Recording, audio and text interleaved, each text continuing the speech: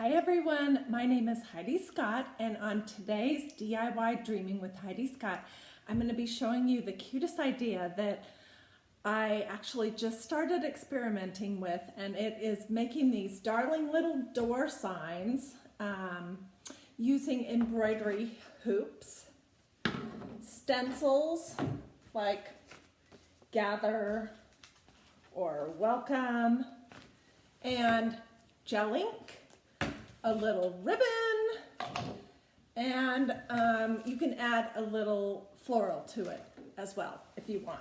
So this is where I am going to start. This was the first project that I made. Oh, and also I got out my collection of buttons. I have a bunch of vintage buttons, and so I added some of them to this wreath. But anyways, I just want to explain step by step the whole process. And if you have questions, let me know in the comments. I will include a link where to get the stencils and the gel ink, and I will give you all the details about where I purchased everything else. So the project starts with these embroidery hoops, which if you're like me, you grew up with a mom and a grandma and a great-grandma who did a lot of embroidering. They embroidered pillows and all kinds of things. So this is an object that I was pretty familiar with. They come in a ton of different sizes. I don't know where my little one is. Anyways, for the sake of this first project, I used this one, which is an 18-inch embroidery hoop. I purchased these yesterday at Michael's, and I believe that they were about $3.50 for this 18-inch, about $3.15 or something for this 12-inch. I also bought a smaller one, which is this project right here. And this is maybe a 6-inch, and I think it was like $1.89 or something. So you start with the embroidery hoops, and then in case you don't know, they're going to have this little piece at the top, which you're just going to unscrew it, and that will loosen the outside ring of wood. To put it back together then, once you have your fabric ready to go, is you'll just lay your fabric over the top of the inside, put the outside onto it, push it on, and then you just tighten this little screw. So those are the basic steps of how embroidery hoops work. Now I'm keeping them on my projects when they're completed because I think they add a lot to it and they give it some stability. So for this project right here, and I apologize, I'm a little rambly. I haven't been live in at least a week because we've been in Canada and I really feel rusty and out of the habit of doing it. But anyways, okay, so for this project right here, while I was at Michael's, I picked up some of this. It's like a canvas, like a duck cloth. It's off-white, it's pretty thick, it was nice quality. It was $10, I used my 40% off coupon on it. It's gonna make a ton of projects. So it ended up costing me about $6. And then the first thing I did was I took my embroidery hoop, let's use this one, and let's pretend that I haven't put anything on here yet. I just laid it on top of here, and with a pencil, I traced around the outside. That was to give me an idea of where I wanted to lay my stencil. So you can see on this one, you can see the outside in pencil. And then I laid my stencil on, and for this one that I'm going to make live, I'm using this great stencil set from Maker Studio. Mine looks crummy because I've used it about 25 times on different projects. So they're reusable.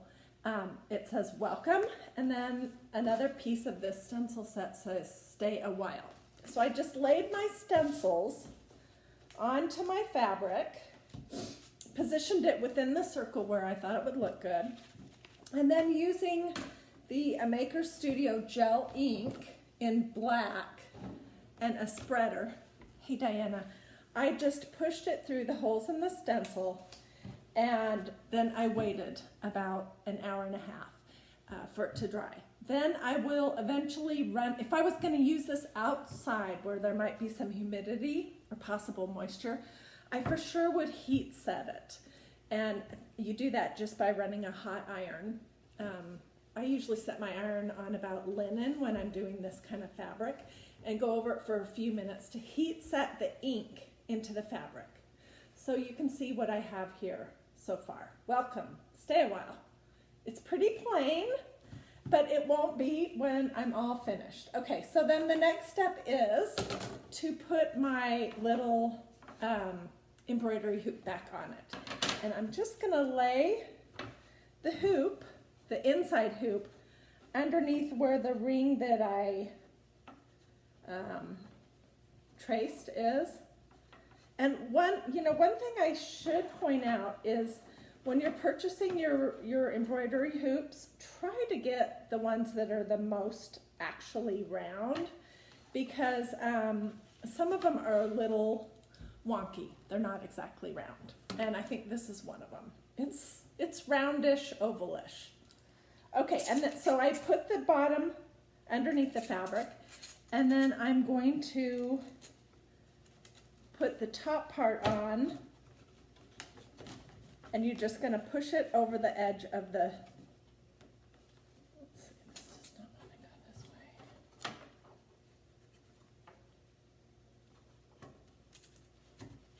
You're just going to push it on over the top of the underneath one. And I want the screw part for this project to be at the top, because I want to essentially use this piece right here. Hey Doris, this little screw thing that tightens the outer hoop. I want to use that as my hanger device. And I'll tell you how I made this one too, because I thought this little one turned out cute. And I'm already thinking about my Christmas tree.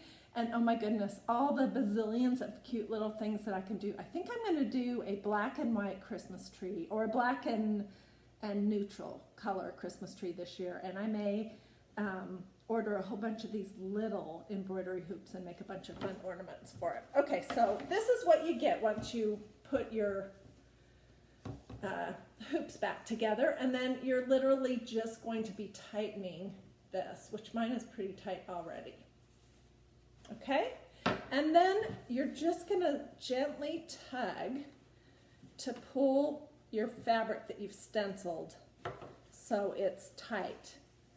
Now, be sure that your stencil is completely dry before you start putting the hoop on it. Otherwise, you'll smudge it all up. Okay, so this is what I've got.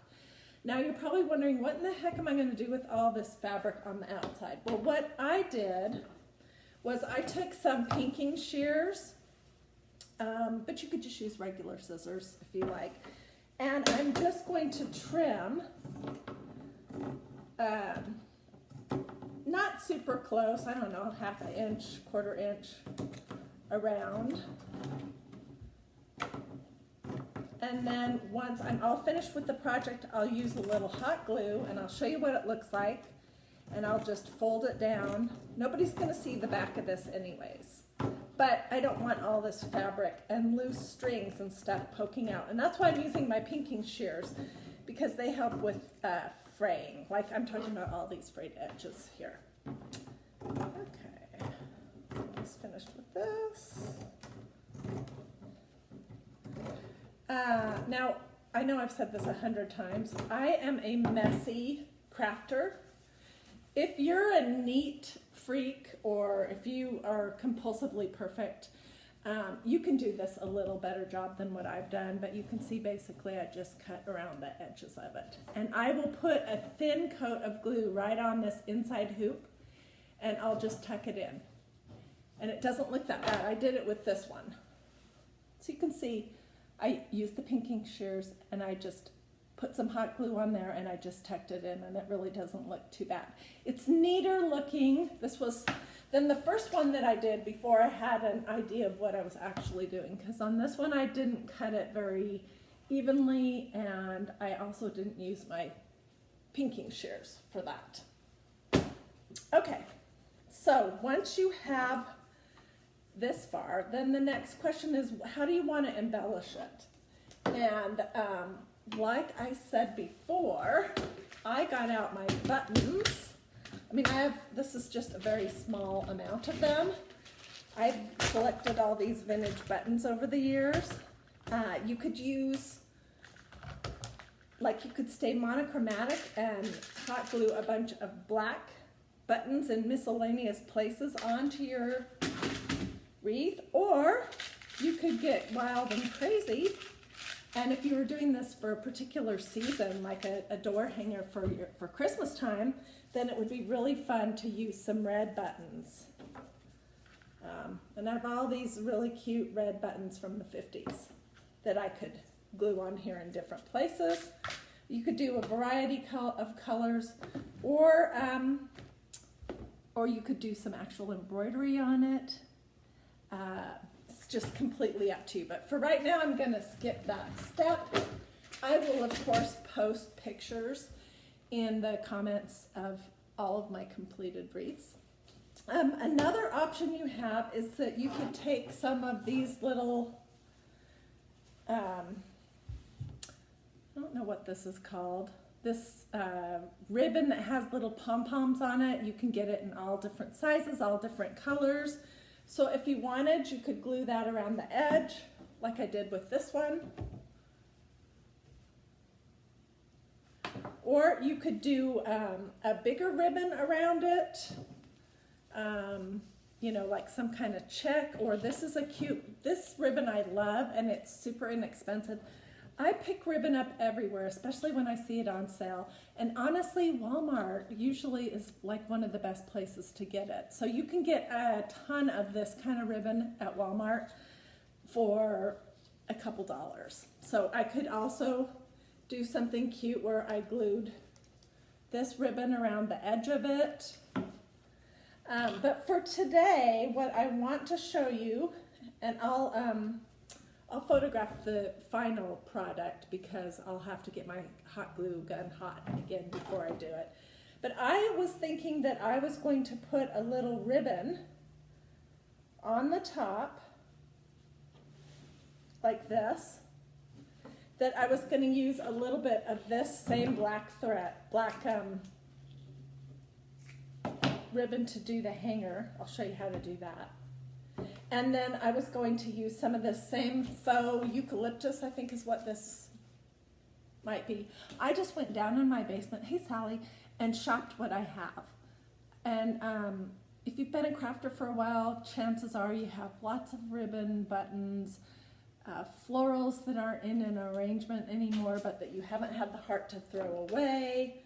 And just use what you have, and you'd be surprised where your project will go. So I folded this little length of ribbon in half. I'm just poking it through that hole. Can you see that where the little screw is? And I'm going to pull it up like this, and voila. Can you see that? I have a hanger. But my thought was, and I'll show you how to make these ribbons too, because this is a good thing to know how to do. My thought was to hot glue this kind of ribbon idea over the top here. I know it doesn't look so great. And then to put some greenery coming down on either side. What do you think? Do you like that idea? Okay, so let me show you how to make these ribbons. And then I think I'll wrap up. I'll tell you what the supplies were that I used one more time, where I got them. I'll wrap up. I'll complete these projects, take pictures, and I'll put them in the comments. And also I'll put them on my Facebook page, which is www.facebook.com/DIYDreaming. Okay, so to make that ribbon, or the one like on this one, for example, I decided to put my doodads off to the side. This says gather. I know it's backwards where you're seeing it, and then I just hot glued this ribbon onto the top to have it be a door hanger. But I'm going to show you how to make this ribbon. Let me hold it close so you can see. Super easy. Super, super, super easy. So this is some Hobby Lobby thread that I got last year after Christmas was over. It was probably like $2 for this whole thing. It's wired ribbon. It's awesome. I have a huge variety of black and white ribbon, and I encourage you to pick that kind of stuff up whenever you see it on sale, because you'll use it if you have it. Okay, so the first thing you're going to do is you're going to make a loop. And this is going to be the center part of your bow. Okay, can you see what I'm doing here? This is the loop. All right, and then put my glasses on. And then you're basically just going to do a ribbon on one side, come back a ribbon on the other side, and hold it in the center. See what I've got going on there? I'm going to come back over and do a ribbon on this side, and a fold is what I mean, a fold on this side. Okay, can you see what I've got going on there now? And then I'm going to hold it and cut my ribbon. And then this is just floral wire, super inexpensive. Gosh, this came from Walmart also, and it was probably just a couple of dollars, and I've had it forever. I'm just going to cut a little piece of it. And what you're going to do is you're going to straighten your bow out that's gotten all winky wonky because you were busy talking and not paying attention. And you're going to thread this floral wire through your center. And then you're going to sort of pinch everything together in the back and twist your wire tight. And I'll show you in just a second how to make the tails. That's the easiest part.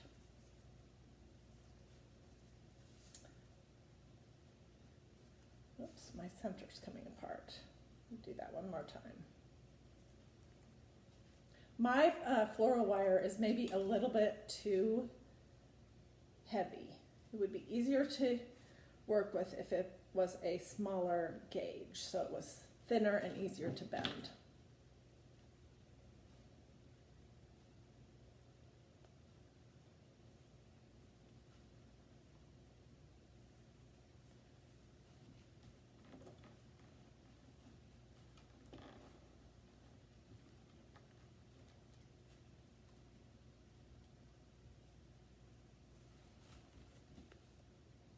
Hey, Diane.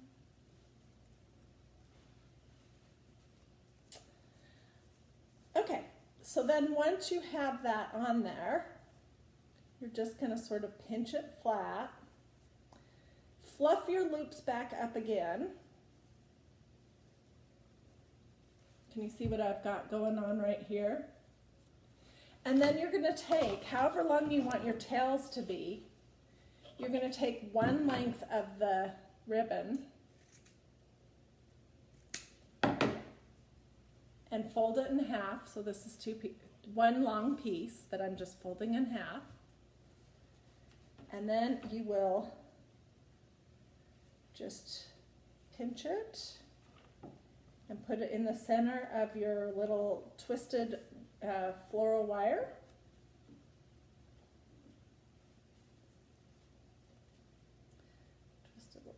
Tighter. Then I'll cut these ends off of the floral wire, and I'll, scrunch my ribbon so it looks good and fluff it up and cut the tails, and voila, there is your ribbon. Now this is too big, obviously, to work on this project because the tails would make it so that you can't see the word welcome. But anyways, those are the basics. So to make this wreath, I used this fabric from Michael's. It's like a duck material. It was about $10. It's several yards, and you can use a 40% off coupon, so it'll only cost you around $6. I used the 18-inch embroidery hoop, also from Michael's, about $3.50. I used some hot glue. I used the, one thing if you have stencils, that you own or that you want to order, try to think about them. Hey Sally, oh Sally, I already said hey to you. Hey Janet, try to think about the different pieces of them. So I used this bee, this queen bee stencil to make this gather project, but I only used the outside part of it. So keep in mind when you get stencils that you can use different pieces and different parts of the stencil, that you don't have to use the whole entire thing. And then I used the word gather, which is another part of a stencil set that a Maker Studio sells. And I used black ink, black gel ink, and a spreader to put that on. Then I hot glued some of my buttons on. Then I made a ribbon, and I cut apart a floral pick that I had and hot glued that on there. Hey! And then I hot glued this little tab at the top to be able to hang it. And then I hot glued the tails underneath to finish the project off, and it was super easy. Basically the same process for this one too. And I will finish this up when you're not watching me so I can actually think, and so I don't burn myself using my hot glue gun, which I have a tendency to do when I'm talking and trying to do a video at the same time and use my hot glue gun. So I will post all of these things in the comments, as well as the links for where you can order the stencils and the gel art ink. I hope you liked this project. If you do, feel free to share this video with your friends and family. You can share it on your post or copy and paste, send it in a text, whatever you would like. If you have any questions, if you need help with the project, or if I can assist you with anything creative in any way at all, just let me know. So I will probably be live again in the next day or two, and hope you enjoyed this, and thanks for watching.